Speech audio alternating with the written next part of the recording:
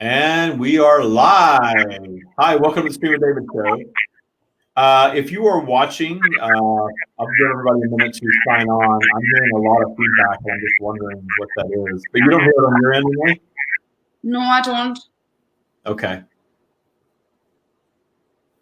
It's just when I get into channeling mode that's going to be interesting.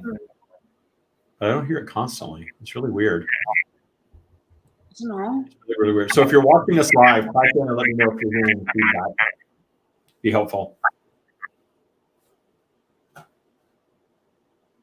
So every time I talk, I keep hearing feedback. So I don't know if it's me or what's going on. I just want to make sure it sounds okay. It's going to be hard to channel with it.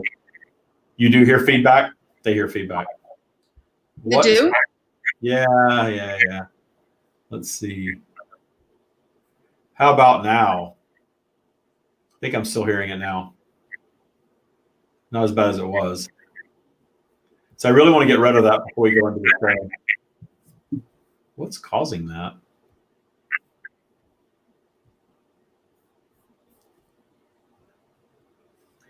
Yeah, I don't know. I don't know what's causing it. Now it seems to stop. Okay. I think we're better now. If you're still hearing feedback, if you're not hearing feedback, let me know. Say that you're not hearing it anymore so I know. Yeah, I don't know what's causing it. It's very odd. But I guess we're just going to have to go on with the show.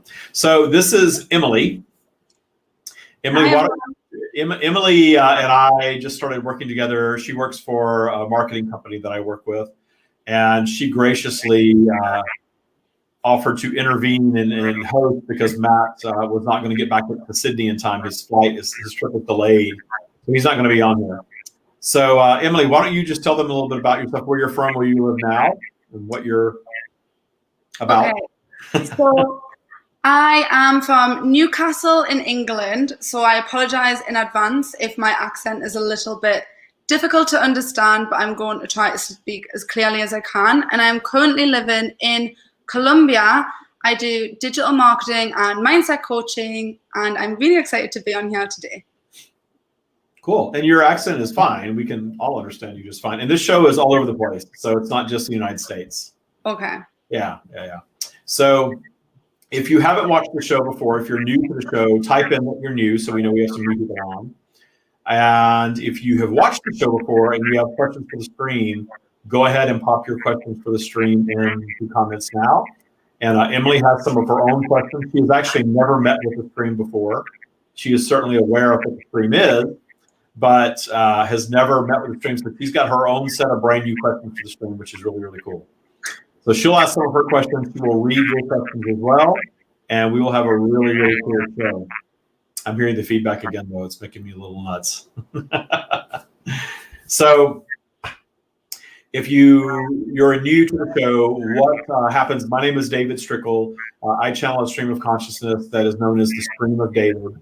And they answer any and all questions. There's nothing that's off limit. They are limited to my intellect and vocabulary. So if I don't understand what you're talking about, then I can't get an answer for you because I obviously am the one that is receiving the question from you, hearing it read by Emily, getting the answer from them, and speaking it back. A lot of people consider what I do trance channeling. I somewhat go into a trance, but I'm still present. It's really hard to explain.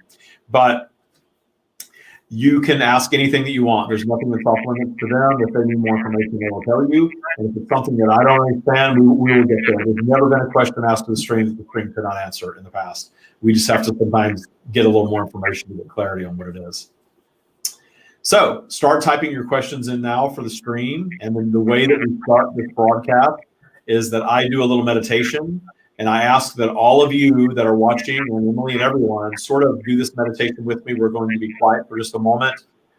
In this quiet time, we are going to breathe. We're going to set an intention to have a fantastic interaction with the stream. And I'm going to set an intention to not let this feedback get to me while I'm handling. All right. So let's do that. Let's take a moment to meditate as a group. And we're going to bring the stream in. And then you can start asking your questions. And then Emily, you can just go right in. Take over as host, ask your questions, and just remember that we usually end right around the end of the hour. The stream will just keep going and going sometimes, so it's up to you to sort of close it down, okay? Okay, I'll close it down at 7. Okay.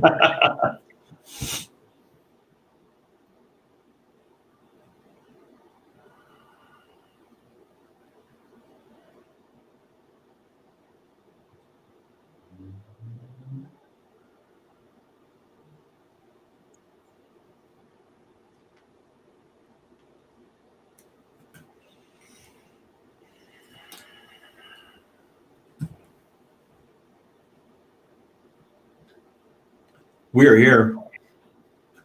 Hi. So if everyone can start asking their questions in the comment box, and I will start asking the questions. But until people do, I have some questions for the stream. So I wanted to ask about human evolution and what happened in history. Like, how did we manage to build the pyramids and everything that we wouldn't be able to do now with the technology that they didn't have back in the day? The flawed thinking is that they didn't have the technology. Okay. There have been beings on your planet that are very much a part of the evolutionary process of humanity that built up technology and had technologies that are different from what you have now that have since been destroyed. And these technologies were things that through the evolutionary process of humanity got to a point and then created their own near destruction, and then coming back from their own near destruction, had to recreate technology in a different direction all over again. So they absolutely had the technology to build the pyramids, or they wouldn't have occurred. And the idea that there are beings from other planets coming to Earth and building Earth is only true in a vibrational sense. Vibrational energies that are shared throughout the universe, participating in the construction not only of planet Earth and the pyramids, but its inhabitants. The intelligent design that is the human body, and all the creatures on your planet, and the ecosystem that is planet Earth, all of that was designed via intelligence, through evolution, through developing in an environment and coming to adapt to an environment, and then creating a trajectory of technology and advancement that ultimately led to a near demise. And this has happened in many cycles that your scientists are not even remotely aware of at this time. And what you see happening on your planet now is a reset, and you are nowhere near creating your demise, though you are becoming keenly aware of the fact that you are damaging your environment in such a way that it could lead to your demise. You often like to say that you're destroying your planet, but the truth is your environment would destroy humanity way before you would actually destroy your planet. And you're coming to understand like never before in this cycle of evolution that there's things that you need to change, and there's things that you need to question, and shifts that need to be made to continue the survival of humanity. And while humanity was not designed to be everlasting, the energy that creates humanity is everlasting. So that which you are is eternal, but the forms that you take physically are not. Okay, great. Thank you. So we have a question from Amanda, which is, what is the best way to support humanity and ourselves right now? The path that you're on seems disruptive, and the disruption is actually a good thing. We speak very often of the flow of positive and negative vibration. Understand that from our perspective, there is no negative vibration, but we understand that from the human perspective, there is wanted and there's unwanted. And the unwanted things, the downturns, actually create new wanted things. Your solutions to your perceived problems amount to your new creation. And your new creation amounts to your expansion as consciousness beings. And your expansion as consciousness beings contributes to the expansion of the universe as a whole, to the expansion of that which we are. So the way to best support humanity right now is to continue your vibrational work of questioning everything, understanding that you are living in an environment where you, by and large, have all been placed under strict control via your government and religion and in these other entities for a very long time, and you're coming out of that period now. And that's why you're seeing these institutions crumble. And in the crumbling of these institutions, you have the ability to move forward in such a way that you no longer need them. And we are not necessarily speaking of something that's going to happen in one life cycle in terms of evolution, but certainly you are heading in that direction now, to where you have created a disruption on your planet that is causing things to bubble to the surface for you all to detune.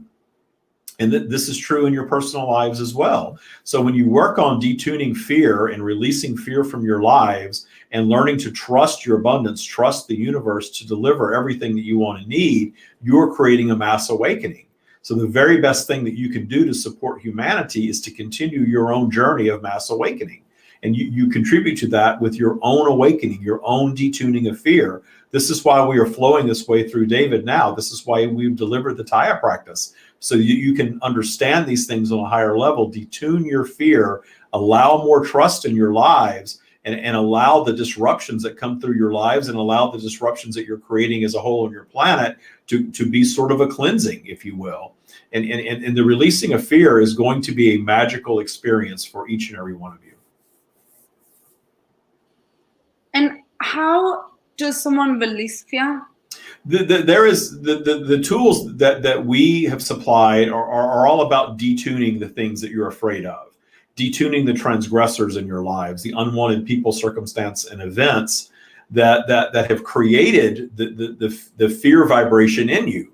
You all have fear because of the things that you've been taught and the negative things that you've manifested in the past in your lives. You have a fear of repeating these things. And your focus upon and your fear of repeating them actually manifests more things of that nature in your lives. So when you realize how manifestation actually works, and you work to detune your transgressors, meaning that you work to be up in higher vibration more of the time, and you're not triggered down as easily, in that high vibrational state, you are actually far more equipped to release fear and trust the universe. Because the things that you're thinking about and focusing upon in high vibration are positive things. That is positive creation territory. So when you're up there, you are manifesting more of the things that you want. And you learn to be more fearless in your life because you understand the true creative power that you hold. Okay, thank you. And we have a question from Donna. So when does the soul energy actually enter a new being at conception, when the being is a young fetus, and can one soul energy combine with another soul energies to form a new soul energy? There is great complexity in this question.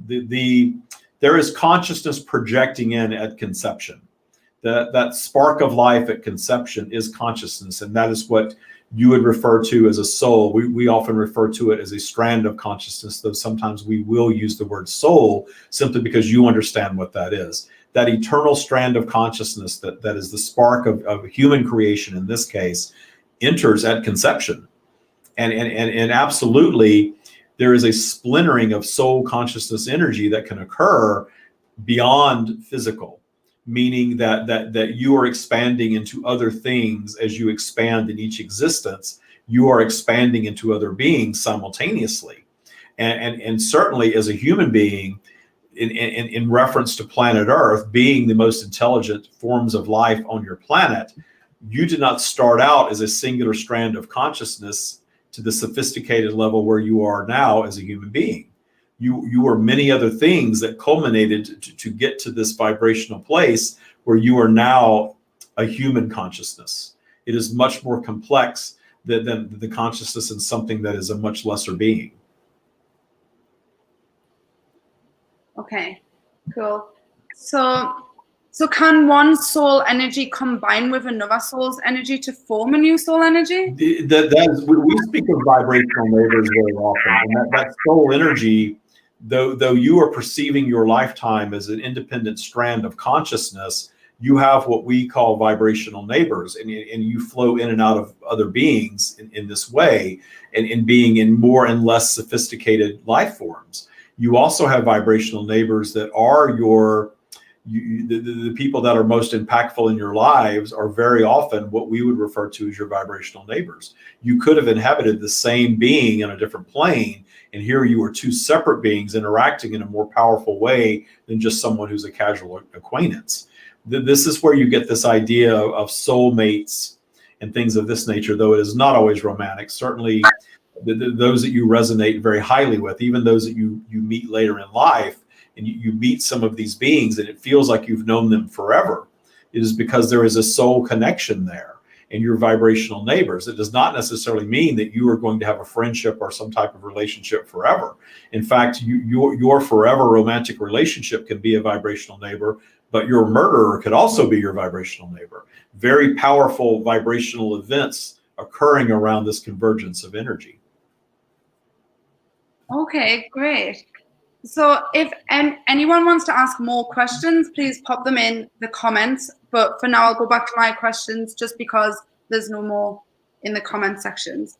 So I wanted to talk also about souls, because right now we are going through the Great Awakening on Earth.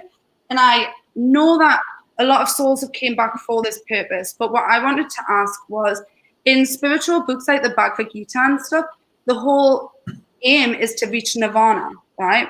Where we don't come back. So how is it that the earth is like overpopulating with people, which means that there's more and more souls coming back? Like, surely, how have so many souls reliving these lives and not reached nirvana?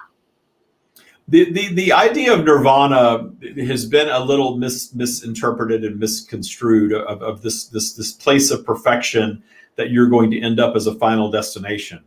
It's important that you understand to your human perspective, that which you would call nirvana is how you exist in your completed state when you're not in physical, and you are already there, because everything that has ever happened and everything that is ever going to happen is actually happening simultaneously. That nirvana state is part of that which you are already. You are already in it. And you are perceiving these infinite lifetimes, these infinite physical experiences in many, many different ways that are informing that and expanding that energy for you and contributing to the expansion of consciousness as a whole. So you are not static, even though you are having all of these experiences simultaneously. They are not static experiences. They are continually being relived and rewritten and reinterpreted by you. And all the while, there is that nirvana version of you, but it is not a linear destination. The teachings that contributed to that were something that was channeled very much like what you are receiving through David now. And as these teachings always are, they are reinterpreted by the human mind. And the human mind is limited to the scope of your discernment of reality, meaning linear time. So the idea of going through lifetimes in linear time and reaching a state of nirvana as a destination and not being in physical any longer is not accurate. Okay, thank you so much for answering that. And we have a question from readers, something to talk about from Rediscover Your Source. I feel that things can happen quickly. Why do people think that all good things take so much time? I believe that expectation makes it so. I'm not impatient, but I feel we have the power to decide timing. Things can happen very, very quickly, but your more complex manifestations often are impacted by the ebb and flow of your vibration, because none of you are going to hold yourself up in the top of high vibration at all times. So you are wanting to manifest something that's a massive shift in your life. Going from being broke to being wealthy, or finding the love of your life after having been alone and that been your vibration for a very long time, or having a string of what you consider bad relationships. It takes a significant vibrational shift to bring about that type of change in your lives. That's why you all find yourselves on these paths where your lives do not change that dramatically instantaneously, because you have this vibration that has become your set point. And to disrupt the set point, you have to disrupt your vibration, meaning holding yourself in higher vibration longer, more often. This is one of the cornerstones of the Taya practice that we have delivered, is keeping your vibration higher, raising your default. But we are not necessarily in favor of you dramatically trying to raise your default vibration, because there's contrast on all topics, and that's going to create a whole new set of problems for you. You see these young people that step into being a celebrity overnight, and you see the havoc that it wreaks on their lives when they have money and fame thrust upon them all of a sudden. They have not vibrationally adjusted to that new reality yet. that is an example of why your bigger manifestations very often take more time by universal design, because you have this ebb and flow of your vibration. You are vibrating up and down this virtual vibrational spiral all the time due to polarity. You will dip down and you will slow down those things that you want most. And at your best, you're slowing them and learning and adjusting and getting ready for them and making a more perfect version of. And at your quote unquote worst, from your perspective, you are completely canceling them out, because you are completely stopping your belief in them, going down your spiral, retreating back to some other version or lesser version than what you want. And that thing that was on its way to you is now being stopped and canceled out, because you've gone down your spiral into disbelief, and you're telling the universe that you no longer believe it, so therefore you will no longer receive it. Yeah. So Rediscover Yourself also added that I don't believe it has to take years when it comes to success and riches, not with the power of source energy. So, like, is it it's possible for people to reach a good level of success rather quickly, though? Yes, I've seen it happen. So it is, anything is possible. There is nothing that is impossible. There is no such thing as impossible. Anything is possible. There are things that you're limited to in an evolutionary cycle, but as far as manifesting wealth on your planet, that is not evolutionary at all. And in fact, from your higher perspective, you come to understand how easy that actually is. It's simply as easy as releasing your limited beliefs and not paying attention to the evidence of what is and stepping into the isness of what you desire instead. Then things can happen very, very quickly. But in the example that we provided earlier, you do see people who are not yet ready for their manifestation, yet they align with it, allow it to be, and then it does not have the desired impact. It is not the answer to all your problems that you often think that it is. And we're not trying to talk you out of wealth or your version of success, whatever that is. But we are saying there is joy in the creative process. And if you are enjoying the process, you are learning and growing in the process of, and not so concerned about how long it's taking. And in your not being so concerned of how long it's taking, you're raising your vibration and actually allowing it to flow a lot faster. Okay, thank you. Hi, Deborah, as well. So I wanted to also ask a question about, if anyone wants to add more questions, by the way, while I'll ask my questions, I will prioritize everyone else's questions first. So just add them in the comments and I will read them out as they come through. I wanted to talk about a little bit about plant medicine, because I'm currently living in Colombia and it's the first time that I've ever heard of this stuff, like ayahuasca, mushrooms, DMT, all this stuff.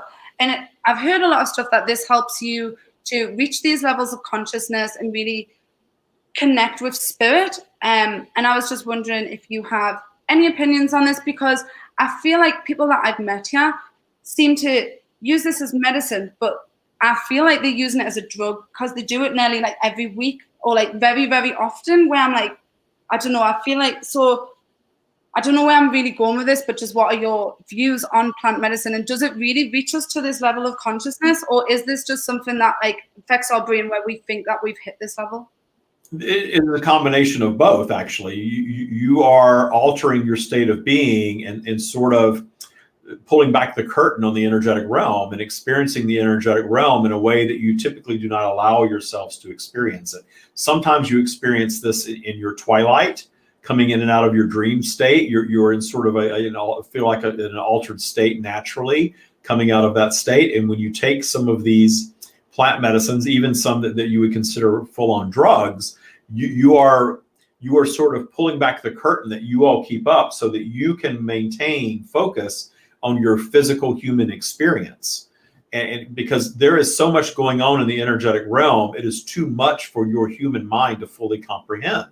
So the best that you can do is get a glimpse of what that energetic realm is all about, and then using your brain to filter it, reinterpret what you are observing from your human perspective. But it could be something that is very different than what you're accustomed to on planet Earth. And it can be an emotionally moving experience for you. It can be lead to an awakening experience. Though we will tell you that you do not really need to take any drug to allow an awakening experience to occur, because you are as you touched on, there's a hallucination that's going on. And a hallucination really is you're experiencing the energetic realm from your human perspective, and your brain creating a scenario that delivers the closest thing that it can come up with to explain what that energetic realm is that you're encountering. But from a human perspective, you're never going to truly experience it. You can understand it on a very rudimentary level, but you are not here to be part of the energetic realm. There is a larger part of you that is, again, that is your nirvana. You are omnipresent in that state. Your focus here is strictly your current human experience. You may have glimpses of knowledge of other existences, but it's important to point out that all of that is being filtered through your current human brain. So whether you are seeing apparitions or encountering other worlds, if you will, or remembering other life experiences of your own, all of that is your current human brain interpretation of that energetic realm. And it is not necessarily completely accurate, but it is not necessarily inaccurate either. We understand that you are all curious about all of these things, and we're not going to guide you away from your curiosities. That we are part of that, certainly. But understand that there is so much, it is so infinite, and that which you are is so infinite that it is impossible for you to even begin scratching the surface in your human life experience, even from a time standpoint, much less a comprehension standpoint of all of that. There is no such thing as being completely enlightened to the level of source as a human being, because you are not here to experience your lives in that way. Okay, that makes so much sense. Thank you. So I want to go back to the Great Awakening, because I know that, like, well, from what I've seen in my research and stuff, is that like a lot of souls right now came back to assist in the Great Awakening. So why is it that not everyone wakes up, and not that many people actually wake up, when you look at the population of the world and how many people are suffering and like in these sleep states rather than these awakened states, when our purpose was to come here for that? You are all here on different paths, and most are not ready for this. Notice that there are not 10 million people participating in this broadcast right now. Most are not ready for this. Most are not ready to hear this. Most do not want to accept that they create their own reality. Most are very comfortable either disbelieving in anything beyond themselves because they can't explain it, they can't wrap their mind around it. Therefore, there is no imagination in play, even though we like to point out very often that your imagination is the source of all creation, truly, because everything begins as thought, as imagination, before it becomes even a human creation. So your imagination is a very powerful creative tool. But those that refuse to use their imagination and want to rely on that which they consider scientific fact are always going to be locked in this prison of just believing what they're told that they are able to believe. And then there are others that are assigning themselves to different religious doctrines and things of this nature that keep them singularly focused on someone else's thoughts. There's nothing wrong with any of this. In fact, all of these different belief systems create this amalgam of humanity that guarantees the contrast needed for this very awakening. If you do not have the things that you consider negative and the things that if you were living in utopia on planet Earth, you would not be expanding because you would not be creating anything new. Your new creations all stem from the things that you desire to change, to improve, to grow from, the technology, all of these things. This all creates your expansion as humanity. And this awakening that you're experiencing would not be happening had you not all been asleep at some point. And the point of sleep, as you refer to it very often, is actually what brought you to this place to be able to create the societies that you have, the rules and the religions and all the encumbrances that actually led you to create the technology that you have so that you can communicate and socialize like never before on planet Earth, and come to this place where you are all able to come together on mediums such as this, communicate, question, pull your thoughts together, and activate an awakening by your questioning of everything that you've been taught. So it all serves a purpose. So the people that you perhaps vehemently disagree with, the people that you think are evil on your planet, are completely opposite of your train of thought, are doing their part in this expansion. They are at a different place. And when you start discovering these tools, you start to feel like you really and truly have the keys to the universe. And from a human perspective, you do. Once you understand the law of attraction, the law of polarity, and how your thought process creates your reality, you are well ahead of most of your planet. And it's very easy to sort of place yourself on this ego pedestal because you figured this out and most of other humans haven't. But part of becoming fully awakened is getting to the place where you understand that all of it serves a purpose. Yeah, that's great. And Deborah, just wanted to pick up on something that you've just mentioned it though, but just saying, do you think some people are afraid of acknowledging the awakening? Absolutely. There is so much fear active on your planet that any sign and in fact, so many branches of what you call spirituality, and you all understand that spirituality is now a big tent of a lot of human creation that is similar to your religions, actually. And in this big tent of spirituality, there is even fear-based teachings in that. You speak of shadow work and darkness and evil energy and all of these things that can actually scare you into retreating right back to where you started. And again, all of these things are sort of limiting beliefs that are created to hold people in place on your planet. And very often they are created to hold free thinkers down. And true free thinkers will move beyond this fear and delve into everything and question everything and sift and sort and decide what resonates with them. Sign on to a set of teachings, give those teachings power, and whatever those teachings are can activate an awakening. Yes. Okay. Great. So Rediscover Your Source also wants to know if you can talk about sex transmutation. They said, I'm confused about how transmutation is different from transferring. We are going to address the idea of the transference of energy. Everything is energy. You are all energy at your core.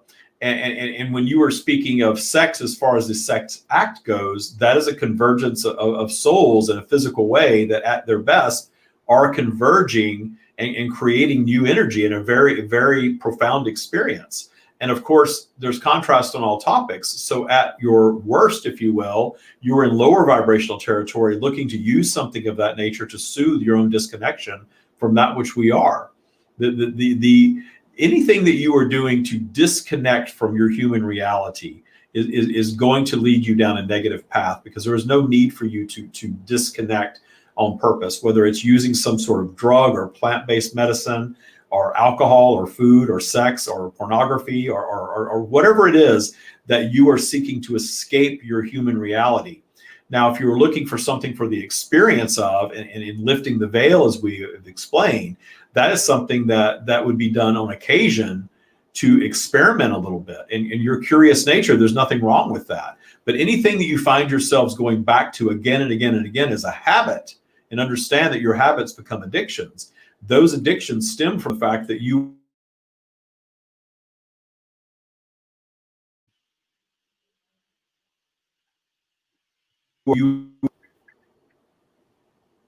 Sorry, my laptop just froze there, so I missed that very end, but hopefully that answered that. Sorry about that, my internet wasn't the best there.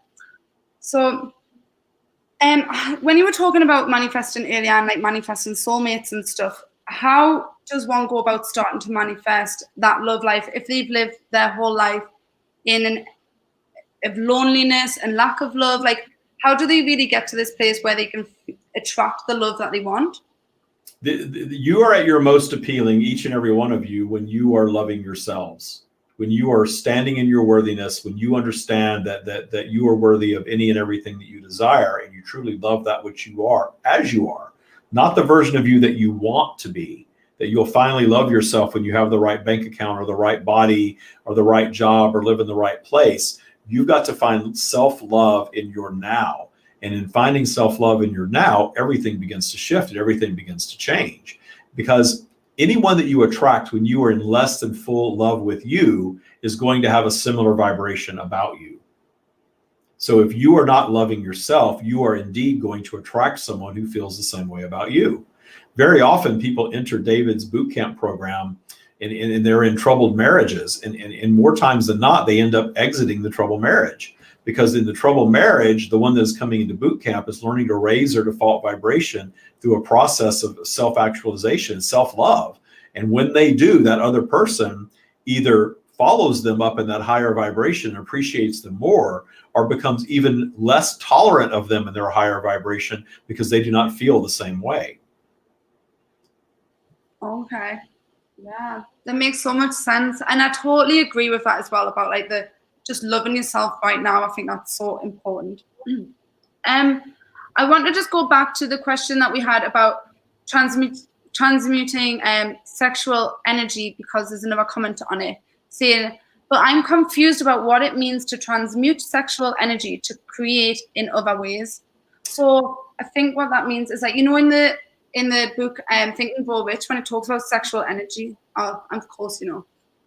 Your emotions are a powerful driver of creation. And your heightened emotional state, your high vibrational heightened emotional state, you are a very powerful creator. So there is a belief system among some humans that the sexual energy, that euphoric sexual energy, is very high vibrational energy. It can be high or low vibrational energy, actually, and you do not need to harness the power of that to create anything. It is sort of a band-aid, if you will. We recommend that you enjoy your sexual encounters for the sake of enjoying your sexual encounters, and not to try to create something big in your lives with this energy. To meditate and connect with higher vibrational energy in a quieted mind state, as opposed to trying to get your energy up from physical stimulation in order to create. The vibration is no more pure or high than you quieting your mind, doing some breath work, appreciating you, and allowing your natural source connection to flow. That is the highest vibration there is, certainly higher than any sexual energy that you're going to create in an encounter. Okay, great. And if you've got any more questions on that, just pop them in the box and I will ask. So Deborah has a question. If a person is an organ donor, does part of the donor's energy remain in the person who receives their organ, or does all their energy go and the person who gets the organ, all their own energy takes over the organ? There is a combination of both. That organ, if it adheres to the new body, becomes part of the new body and part of the receiver's vibration, but the original vibration still has some presence there for sure. There is value. We're not guiding any of you to necessarily expect to keep your human body alive forever.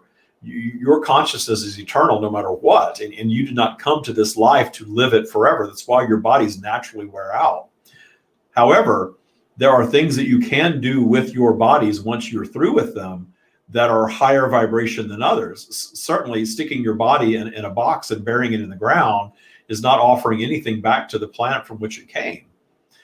But becoming part of a new being through organ donation, through allowing yourselves to be consumed by other beings, burying yourselves in the ground, literally, allowing your body to be consumed by other physical beings, very naturally, is a natural way to return your body to the earth. We understand that in your current day society, that is not very popular. You are all either placing yourselves in boxes, and you are not part of that physical body any longer.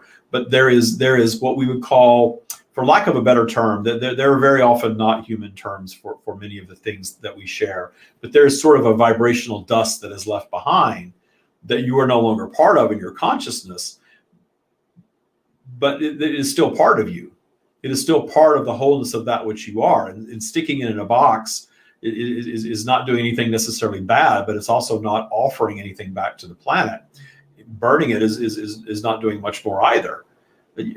Giving that organ and keeping the tissue of that organ alive and placing it in another being, there is a strand of consciousness that is still active there from the donor. Okay, that's so interesting. I've never even thought of that question. So thank you for there are times your technology at play. Your human bodies are not as different from a robotic being as you may think. You feel like you are all organic, but you were designed and you do have interchangeable parts, obviously, and you have discovered that on your planet. And now you've discovered how to give something to someone else once you are no longer using it. This is all high vibrational thinking, and there's nothing wrong with any of it. Yeah, definitely.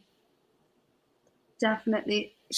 Deborah says she is going to be cremated and sprinkled in the river, but she is also an organ donor. So you are all here to discern your preferences and do as you wish. We will make suggestions sometimes, but it's very important that you all understand that we are not here to assign you any rules, any direction. There is no getting any of this wrong. But we will tell you how it is every single time.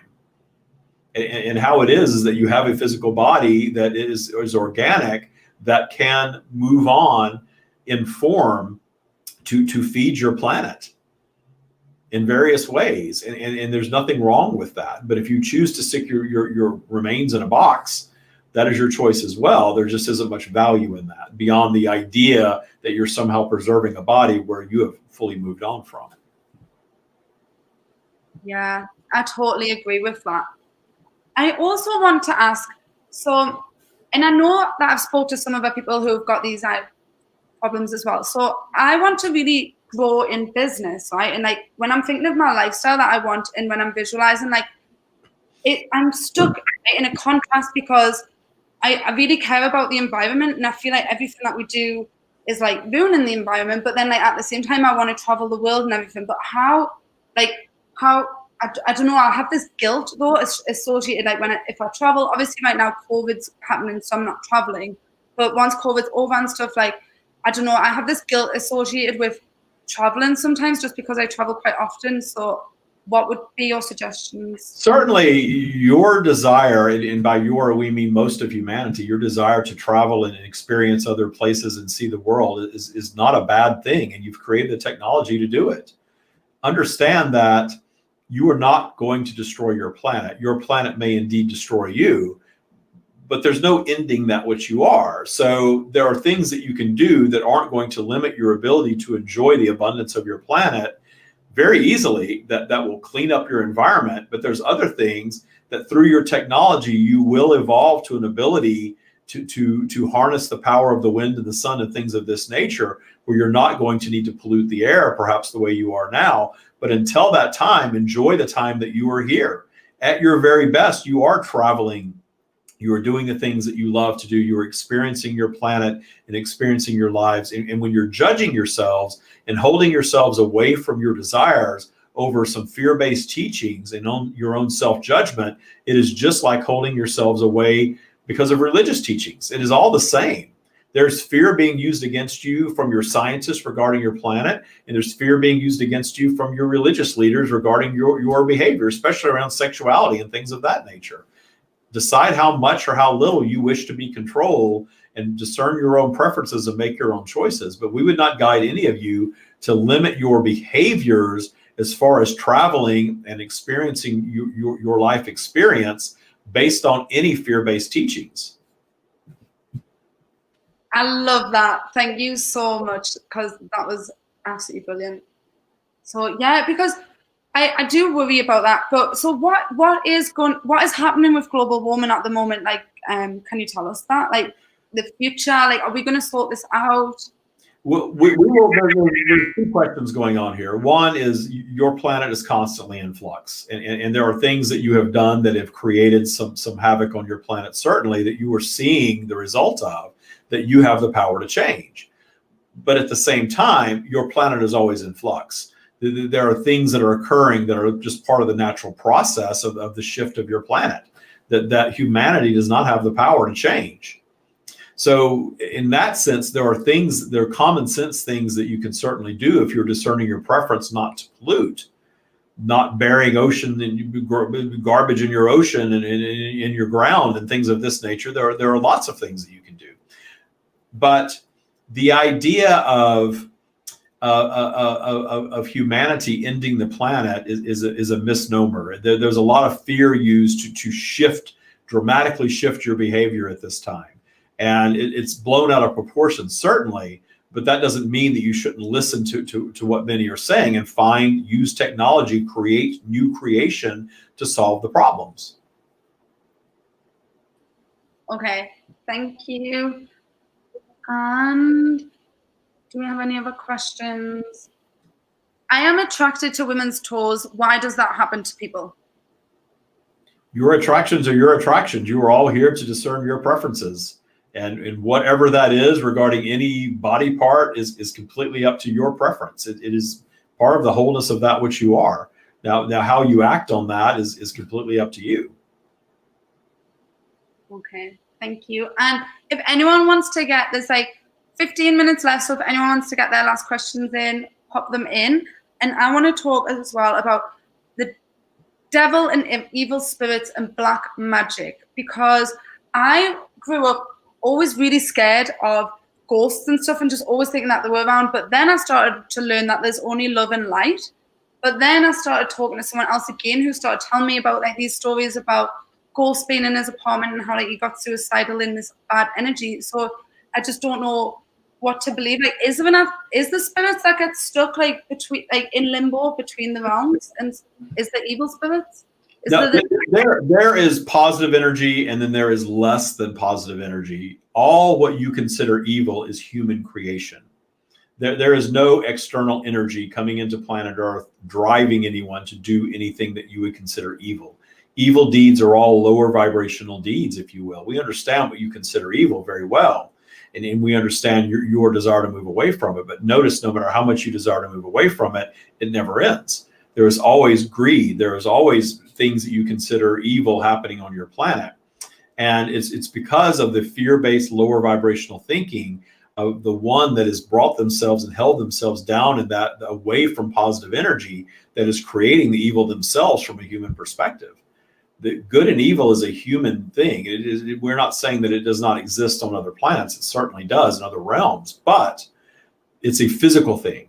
And non-physical, you do not have this satanic dark energy existing. That is all human creation, really created to control and frighten more than anything. But the idea of someone being possessed by negative energy, that is through their own thought process of keeping themselves so low in vibration that they have conjured this state of being for themselves. And as far as ghosts and things like that, that again is your interpretation of what you are experiencing from the energetic realm. Always. Yeah. Always. Yeah, I like that, because sometimes I've always thought that, you know, if it was just like mentally like a dark voice in people's head. Deborah's asking, David, don't we have the power to create our own demons? You do create your own demons. Yeah, definitely.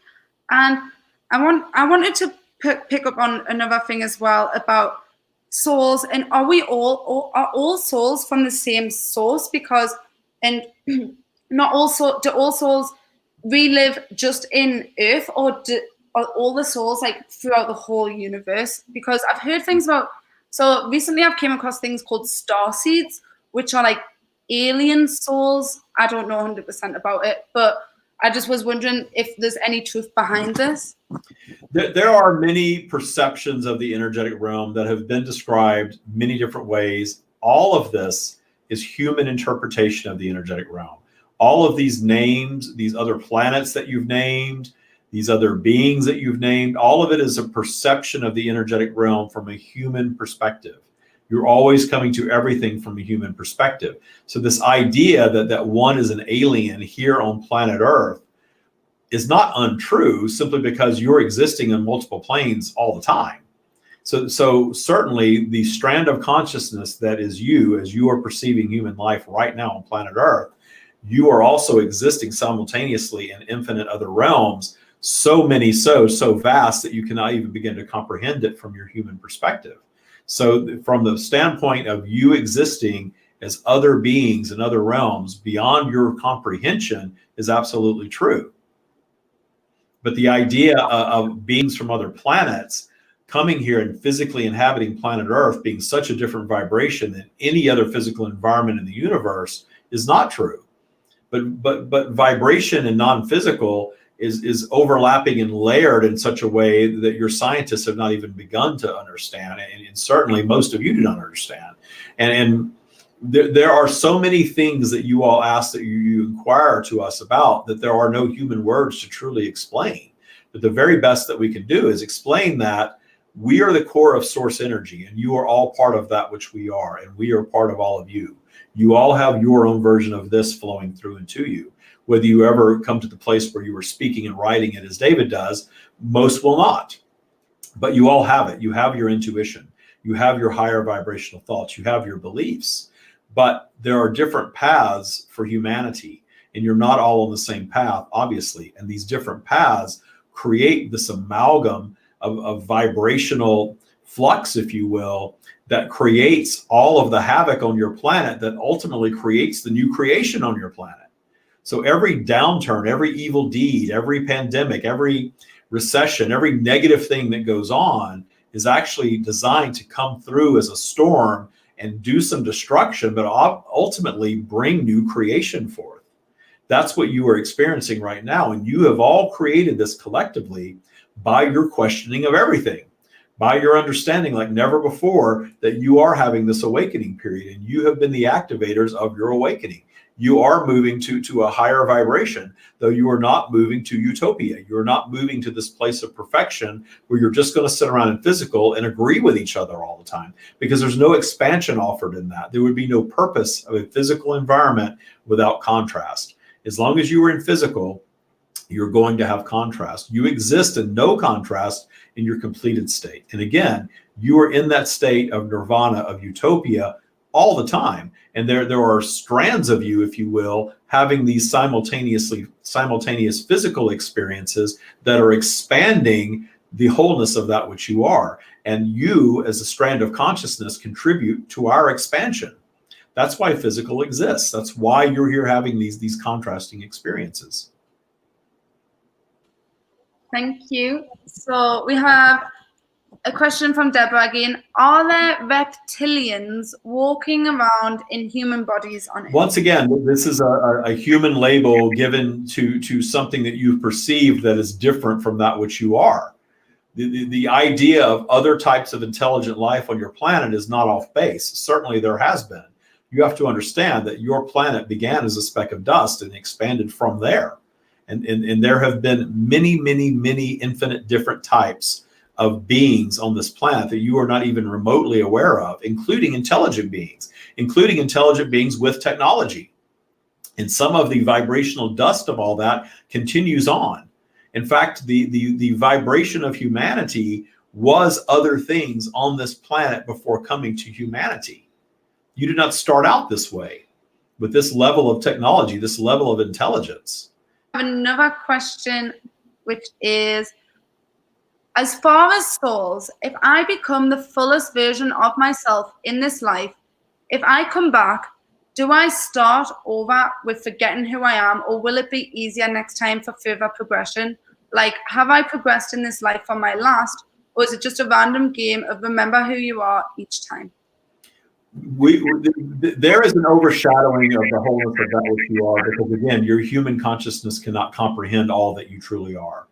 This multi-dimensional experience that you are all somewhat aware of, or some of you are somewhat aware of, it is beyond your comprehension to your current human brain. The reason that you do not come to this life really remembering much of other existences, if any, is because your ego consciousness, your human consciousness, serves to overshadow all of that and give you a unique human experience. Without all of that knowledge, you have to find your paths back to knowledge or not, as happenstance, as human beings. And that happenstance creates a unique human experience for you that has never occurred before for anyone else. You are all unique in this way. And your unique human experience, as you are interpreting it at this time, in this, what you interpret as linear time, is creating your expansion. There is no being laying out a predetermined path for you. You are all here creating your own paths.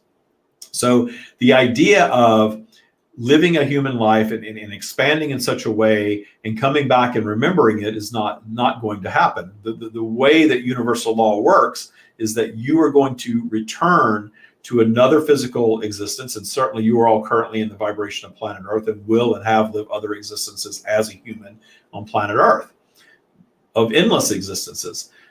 But what happens is your desire to expand is so great from your eternal perspective that you will choose more and more complex ways of being.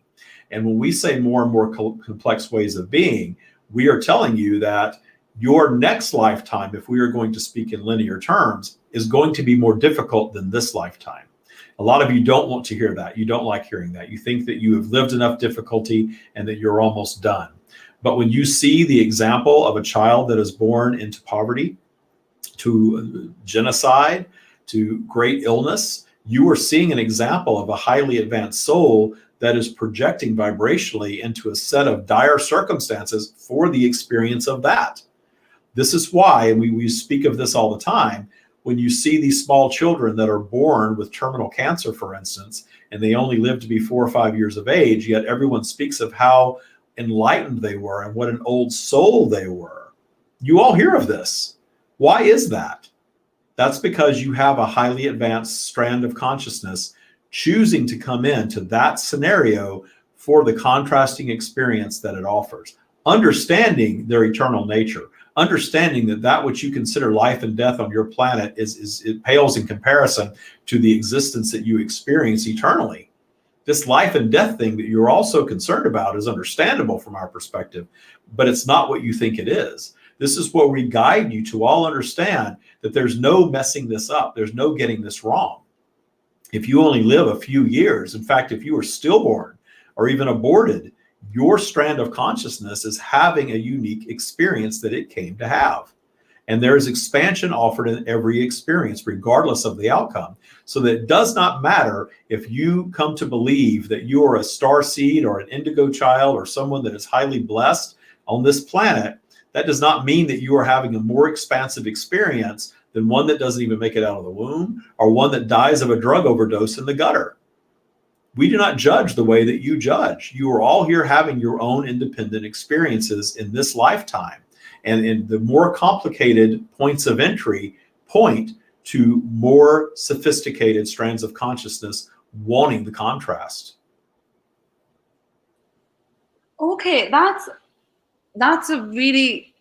makes so much sense. But why would we as souls choose? Because surely that brings negative energy into the world, though, right? Like if a soul chose to come through as a child and like leave young, and yes, they're an old soul, but then that brings so much pain to like the family, and it's like negative energy. You are viewing negative and positive very differently, and we do understand how you view negative and positive.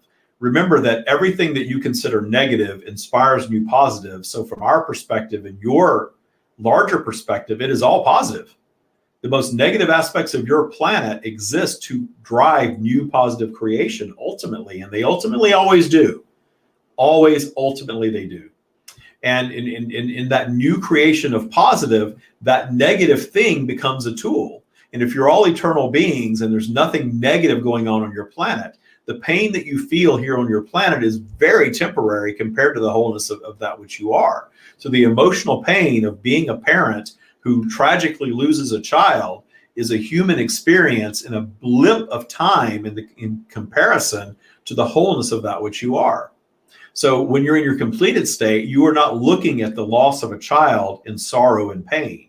You are in that state understanding that all of these strands of consciousness are coming here to live contrast and have both positive and negative experiences, and that the negative experiences all inspire new positive creation. And the new positive creation creates expansion for a strand of soul consciousness and ultimately for the universe as a whole, that which we are. And so that none of it is viewed as negative. But while you're here on planet Earth as a human being, you want freedom and joy. You want to move through your negative contrast. You want to solve your problems. You have a drive to live in a state of joy and in abundance. All of you do. That is your driver from your ego perspective to overcome your obstacles. And you get to choose whether you overcome them or not. You get to choose whether you're going to take the shit show that was your childhood and turn it into something spectacular as an adult. And your very favorite stories are when other human beings triumph through struggle. Why is that? Because that is your purpose. And some of you meet it and some of you do not. And again, even the ones that do not have their own unique human experience. Even the ones that are born into privilege and somehow manage to mess that up and develop a drug habit in this example, and die of a drug overdose in their teens, which occurs on your planet. People that are born with every privilege you could all imagine and end up having miserable lives. That soul expanded in that experience. Coming and going down that path offered expansion, offered a unique human experience, which is exactly why that you come. And understand that from your perspective, when you hear of a child that is born with terminal cancer and never moves out of the hospital for their entire lifespan and dies at a very young age, you think of the sadness around all of that. But what is offered in all of that is a very unique experience for everyone that is closely tied to that child and that consciousness of the child also. And it's something that you cannot understand unless you have experienced it. And of course, as humans with free will, you can choose to allow that to be the thing that catapults you to a higher level of clarity because you have to go there for your own survival. Or it can be the thing that destroys you. And you get to choose.